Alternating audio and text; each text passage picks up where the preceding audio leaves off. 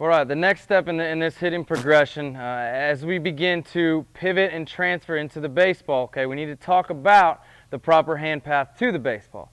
One thing that's very important, and I don't ever move on with any of my kids if they don't understand that our lower half fires before our hands go to the baseball. Okay, if I have a kid that is getting his hands in front of his lower half, I won't even talk about his hand path to the baseball until he understands and his body starts working from the ground up, firing his lower half first and letting his hands come last. Okay, the best hitters in the game have this delayed hand path to the baseball, creating the most whip to the baseball. All right, we're trying to create bat speed early in our swing, okay, thus allowing the ball to travel further, all right, and allowing us more time. As kids get older, they start seeing, 90, 95, and sometimes even 100 in minor league baseball and in college baseball. All right, and we need to give ourselves the most time, not only for the fastball, but to allow us to adjust to any off speed. Okay, so as we rotate our back side, our hands are back, we start sliding our elbow, and this knob gets around the corner, all right, or our top hand gets our knob around the corner. We take our hands, sometimes I like to tell kids, take our hands straight across our chest, getting our barrel on plane with the baseball.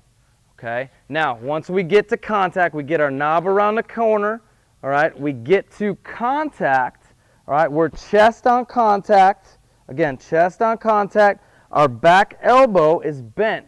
Okay, I like to say this is getting to power L's, guys. This back knee is bent at a power L. Our top hand is bent at a power L. We're palm up, palm down at contact. Again, chest on contact, okay? Head on contact.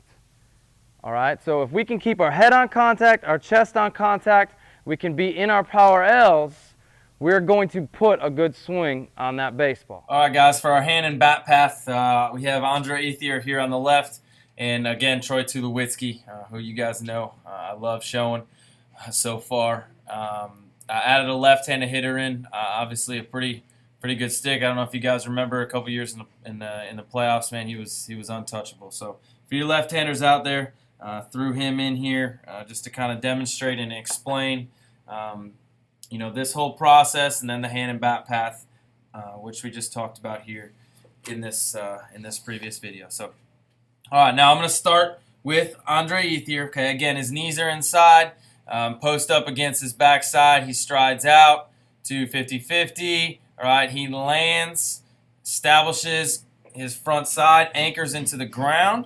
Okay, now from here, you'll watch he slots his back elbow. After he starts firing his lower half. Okay, his knob right here, guys, gets around the corner. Okay, his knob right there starts getting around the corner, and he's getting his bat on plane with the baseball. Okay, getting that knob around corner, bat on plane with the baseball. His head is not moving. All right, now I want you guys, we're at contact right now. I want you to pay attention to this. He's got his power L's working perfectly. Okay. He's got his top hand or his top arm, power L, okay? And he's got his back side, power L, while still having a strong and stiff front side. Okay, this is fantastic. Now moving on to Troy Tulowitzki. And before I do that, actually, I want you to pay attention. Look, his chest and his head and everything are on contact. Okay, it's so important. Chest on contact. We have our power L's. We keep our head still.